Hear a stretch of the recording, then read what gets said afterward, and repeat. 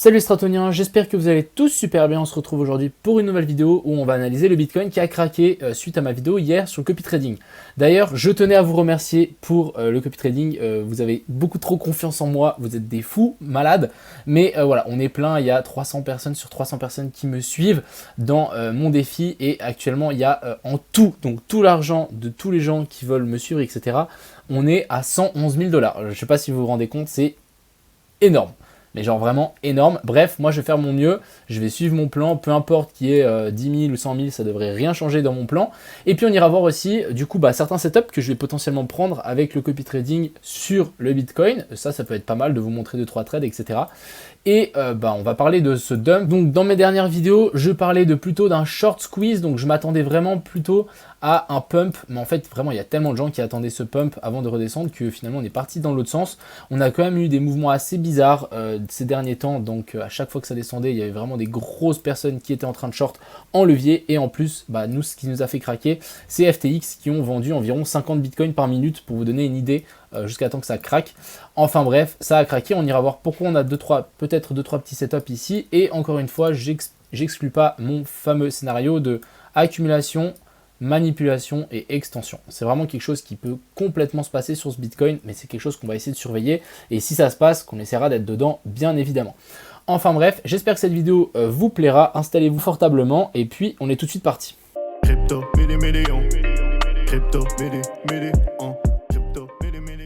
on est directement parti sur Twitter. Je vais tirer au sort juste après ma vidéo donc la personne qui a gagné les 100 $.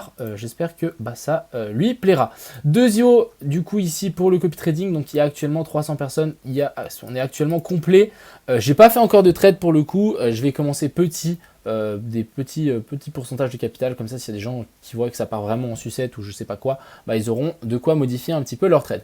Ensuite ici je vais vous montrer un petit peu le trade de hier que j'avais pris en short. On peut même le voir ici donc dans ordre, donc c'était mon dernier trade ici en short à 19 950, donc 19 950 c'est un petit peu dommage, mais on était vraiment sur les plus hauts là. 19 950, voilà, j'ai shorté ici, malheureusement j'avais descendu mon stop loss un petit peu trop tôt, et du coup je me suis fait prendre par cette mèche ici. C'est un petit peu dommage parce que vraiment on aurait eu un short parfait, mais voilà, ça a chuté. Je vais vous expliquer aussi pourquoi finalement j'ai pris ce short. Rien de bien compliqué, ici on peut voir qu'en 15 minutes on met la zone de fair value gap qui était ici, et en fait avec cette mèche ici, on était venu passer, on avait pris de la liquidité ici en dessous, et vu comme on est monté ici doucement mais sûrement, et que quand j'ai vu qu'on avait du mal à passer au-dessus de la zone de fair value gap, je me suis dit ok, ça va être assez intéressant de shorter. Du coup j'avais shorté ici et j'ai redescendu mon stop loss directement dans le vert, et malheureusement mon trade n'est pas passé. Je pense que ça peut être bien de bien laisser son trade, soit on prend notre stop loss, soit notre TP, mais on n'essaye pas de jouer entre deux. Donc maintenant on est descendu donc jusque vers la zone des 18 800, et qu'est-ce qu'on peut voir sur ces niveaux? Donc déjà on peut voir qu'on a une continuation de la structure baissière, vraiment ici pour moi on a bel et bien notre COS. Donc je vais vous dessiner ceci, COS, hop, donc on l'a ici, on l'a même je crois en 1 heure presque ici. Enfin bref, on a quelque chose d'assez intéressant, et en fait potentiellement, on devrait avoir notre boss qui a été formé juste avant que je fasse ma vidéo, mais ici on peut bien le voir que mon boss vient d'être validé, et ça c'est plutôt excellent. Ça veut simplement dire que là, en plus petit time frame, on est repassé haussier après toute cette chute. Je dis pas qu'on va remonter jusqu'à cette zone là, mais je dis qu'on va pouvoir en tout cas grimper et venir chercher les liquidités et revenir chercher la zone de fair value gap qui est ici. Donc comment on va plutôt prendre ce trade? C'est relativement simple. Ici, on peut voir qu'on a une zone de equal low. Donc là, on a deux lows qui sont au même niveau. Donc je vais vous mettre EQL, hop. Et ici, donc, on a clairement de la liquidité qui s'est positionnée en dessous.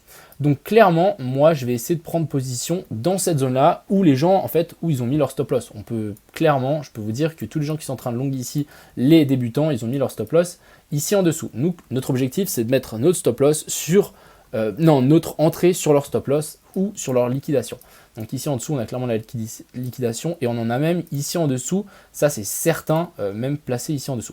Donc ce qu'on va essayer de faire, c'est relativement simple, c'est potentiellement prendre un long juste quand on passe en dessous. On va mettre stop loss sous la mèche, parce que techniquement on ne devrait plus repasser sous cette mèche, et ensuite on devrait target cette zone là. Et deuxième trade que je vais potentiellement prendre, c'est prendre le trade en dessous ici, donc de cette poche de liquidité, on met le stop loss placé ici en dessous, et ça, on tire jusqu'ici. Donc ça nous fait un ratio ici de 3.6 et ici de 6.7, ce qui est plutôt très très correct. Donc 2 trades, à mon avis, que je vais prendre dans le copy trading. En tout cas, là, vous avez un peu une idée de comment je prends un trade relativement simple.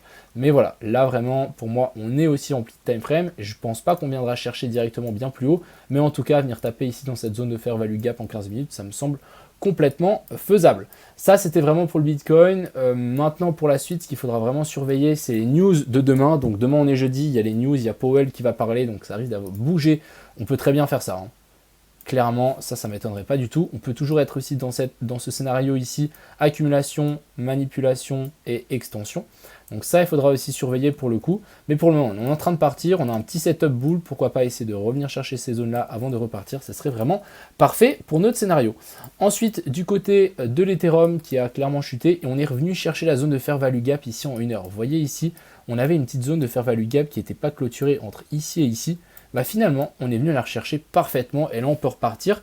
Donc personnellement, pour moi, l'Ethereum est toujours bullish. On n'a pas eu de clôture en fait en dessous de cette zone-là. Et tant que on nous fait des clôtures à chaque fois au-dessus des sommets, pour moi, ça reste bullish ici. Et je m'attends toujours à un retour vers la zone ici des 1800. Du côté de l'indice du dollar, on est aussi en train de faire des nouveaux sommets. Ça n'a pas changé. Le truc est vraiment parabolique. Ça continue à monter. Pourquoi pas. Ensuite, ici, on a le SP500 qui est venu taper donc la trendline. À mon avis, je m'attends un rebond ici dans cette zone, donc sur la zone de POI, sur la zone de trendline, on passe en dessous de cette petite zone pour récupérer la liquidité. Je m'attends vraiment à un potentiel rebond ici, on a une petite divergence qui est en train de se mettre en place. Bref, c'est la zone clé sur laquelle le SP500 devrait rebondir. Si vraiment on commence à chuter par dessous, là ça va commencer à sentir mauvais. On peut toujours faire peut-être une déviation, mais si vraiment on commence à latéraliser et stagner ici en dessous, ça veut simplement dire qu'on cassera ses plus bas et que la baisse n'est toujours pas fini. Et puis pour finir, on a aussi donc, j'ai eu des alertes qui ont sauté après la chute ici, donc on est sur le total 3, c'est le market cap de toutes les crypto-monnaies, moins le Bitcoin, moins l'Ethereum. Et du coup en fait ici j'avais mis une ligne et des alertes il y a super longtemps, je ne sais pas si vous vous en souvenez, mais j'ai écrit buy under the line, donc pour moi, sous cette ligne ici, c'est des achats sur les alts, tout simplement. Donc pour moi, ici on a un potentiel setup et c'est vraiment cette zone-là où il faudra surveiller. Bon, après pour le coup, est-ce que ça veut dire que ce bottom, on est sur un bottom de cycle? Ça je sais pas, mais en tout cas, je pense que c'est une belle zone à commencer à charger ses bagues dès qu'on passera en dessous de cette ligne pour le total 3. Donc voilà, on m'a demandé aussi de checker le Solana, on va aller le voir ensemble. Alors hop, je pense que ça servira à plus d'un d'entre vous. Donc le Solana, moi je m'attendais toujours à un potentiel rebond pour remonter dans cette zone-là. On l'a toujours pas eu, on a galéré et on voit bien que le Solana est super faible comparé aux autres crypto-monnaies et ça a continué à chuter. Donc personnellement, quand je vois un espèce de biseau comme ça qui s'est mis en place et puis du mal à revenir chercher cette zone, il y a de fortes chances qu'on revienne en fait chercher un nouveau plus bas. En tout cas, ici, ça reste clairement baissier. Tant qu'on n'a pas eu de clôture au-dessus de ce sommet-là et au-dessus de ce sommet-là, ça reste clairement baissier. Et pour le coup, le prochain TP, entre guillemets, c'est un TP sous ce plus bas-là. Et après, on avisera par la suite. Mais voilà un petit peu, je vous ai fait un petit peu le tour par rapport à ça. Mais voilà, vraiment un gros crash. Je ne m'attendais pas forcément à avoir un crash pareil. Je m'attendais plus à avoir un rebond et ensuite recrash. Mais finalement, ça n'a pas été le cas. Est-ce qu'on est venu passer sous ces plus bas là? Oui, on a bel et bien pris la liquidité qui était placée ici, donc on avait une petite poche de liquidité. Ça a été pris, donc là ça me confirme encore plus qu'on va sans doute avoir un rebond sur ces zones-là. Et puis ensuite on avisera. Donc vraiment, moi je vais essayer de me focus sur mes deux petits trades ici. Je pense que ça peut vraiment valoir la peine. En tout cas, pourquoi pas retester cette ligne. Donc c'est l'ancien support. Et puis viser en fait ce plus haut là. On a des très bons ratios à prendre. Et puis ensuite on avisera bien évidemment. Pourquoi pas encore laisser tourner une petite partie du trade qu'on va prendre. Parce que si jamais ça pète vraiment tout vers le haut, ça peut être sympa de garder quelques pourcentages dans le trade. Donc voilà un petit peu ce que je voulais dire par rapport à ce Bitcoin.